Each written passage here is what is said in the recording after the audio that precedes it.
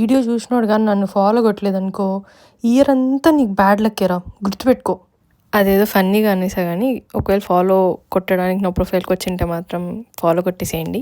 Peak వింటర్లో ఎవడైనా రాంతాంబూర్ tiger సఫారీకి పోతారా? నేను పోయా 1,00,000 సార్లు అని మా అవ్వని తలుచుకునేటట్టు నేను అక్కడ 3 గంటలు టైగర్ సఫారీ చేసిన తర్వాత మా అవ్వ కావాలంటే కనిపించుంటుందేమో కానీ టైగర్ మాత్రం కనిపించలేదు.